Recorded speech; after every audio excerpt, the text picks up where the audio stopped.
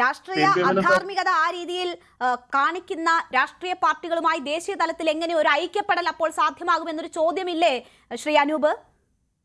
അല്ല, ഇത് ഞങ്ങൾ ഇതിനെ CPM എന്ന പാർട്ടി എടുക്കുന്ന രാഷ്ട്രീയ സമീപനം എന്നതിനേക്കാൾ CPM-നകത്ത് തന്നെ വ്യത്യസ്തമായ അഭിപ്രായങ്ങളുടെ നേതാക്കന്മാരില്ല. ഇത് പിണറായി വിജയന്റെ കാര്യത്തിൽ CPM-ന് അതിന്റെ രാഷ്ട്രീയം അടിയറവ് വെക്കേണ്ടി വരുന്നത് നിസ്സഹായ അവസ്ഥയെക്കുറിച്ച് നിരന്തരം ചോദ്യങ്ങൾ ഉണ്ടായിട്ടുണ്ടെന്നേ. ഇപ്പോ പല തീരുമാനങ്ങളും എടുക്കുമ്പോഴും അത് CPM എന്ന പാർട്ടി പിണറായി വിജയനിലേക്ക് ചുരുങ്ങേണ്ടി വരികയും പിണറായി വിജയന്റെ താല്പര്യങ്ങൾക്കനുസരിച്ച് അതിന്റെ ദേശീയ താല്പര്യങ്ങൾ ബലി കഴിക്കേണ്ടി വരികയും ചെയ്യുന്ന നിസ്സഹായതയെ കുറിച്ച് തന്നെയാണ് രാഹുൽ ഗാന്ധി പറയുന്നത്. അത് CPM-ന് എതിരെ ആകമാനം എന്നതിനേക്കാൾ പിണറായി വിജയൻ എങ്ങനെയാണ് ഈ പാർട്ടിയെ ബാധിക്കുന്നത് എന്നുള്ള വളരെ കൃത്യമായ വിലയിരുത്തലാണ്.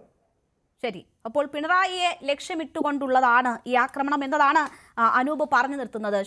ശ്രീജിത്ത് പണിക്കർ, കേരളത്തിലെ ജനങ്ങൾ വളരെ പ്രബുദ്ധരാണ് എന്നതാണ് നമ്മൾ പൊതുവെ കരുതപ്പെടുന്നത്. അത് നമുക്ക് തെരഞ്ഞെടുപ്പ് ഫലങ്ങളിൽ കാണാനും കഴിയും. അവർക്ക് മുന്നിലാണ് ഈ BJP ബാന്ധവം ആരോപിച്ചുകൊണ്ടുള്ള LDF-ന്റെയും UDF-ന്റെയും വലിയ ഏറ്റുമുട്ടൽ നടക്കുന്നത്. ഈ തെരഞ്ഞെടുപ്പിനെ നിർണയിക്കുന്ന ഘടകമായി ഈ വിഷയം മാറുന്ന സാഹചര്യമാണോ ഇപ്പോഴുള്ളത്?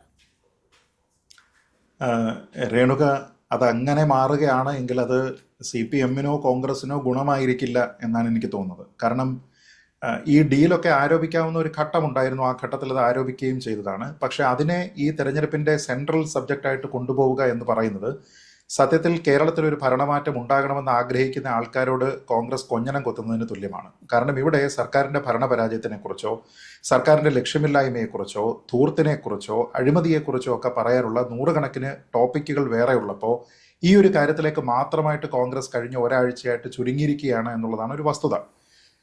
അതുകൊണ്ടാണ് ഞാൻ പറഞ്ഞത്, ഒരു എക്സ്പയറി ഡേറ്റ് കഴിഞ്ഞ മരുന്ന് കോൺഗ്രസ് വീണ്ടും തുടർച്ചയായിട്ട് കഴിക്കുന്നു എന്ന രീതിയിലത്തേക്കുള്ള ഒരു പ്രതീതിയാണ് സത്യത്തിൽ ഇവിടെ ഒരു ആവറേജ് വോട്ടർക്ക് ഉണ്ടാകുന്നത്.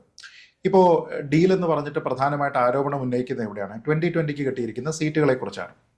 അപ്പോൾ 2020 നിശ്ചയമായിട്ടും അവർ BJP-യുടെ ഒരു സഖ്യകക്ഷിയായിട്ട് വരുന്ന സമയത്ത്, NDA-യിലുള്ള സമയത്ത്, അവർ സീറ്റിന്റെ നെഗോസിയേഷൻ വരുന്ന സമയത്ത് നിശ്ചയമായിട്ടും ചോദിക്കുക, അതിപ്പോൾ ഏതൊരു പാർട്ടിയാണെങ്കിലും ചോദിക്കുക, നിങ്ങൾക്ക് ഏറ്റവും കൂടുതൽ സ്വാധീനമുള്ള ചില മണ്ഡലങ്ങൾ ഞങ്ങൾക്ക് വേണം എന്ന് പറയുക. അങ്ങനെ ഒരു ആവശ്യം മുന്നോട്ട് വെക്കുക എന്ന് പറയുന്നത് സ്വാഭാവികമാണ്.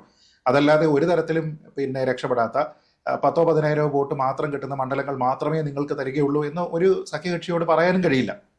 അപ്പോൾ എന്ത് സംഭവിക്കും? BJP-യെ സംബന്ധിച്ചിടത്തോളം 30,000-35,000 വോട്ട് അവർക്ക് കിട്ടുന്ന A ക്ലാസ് മണ്ഡലങ്ങൾ എന്ന് അവർ പരിഗണിക്കുന്ന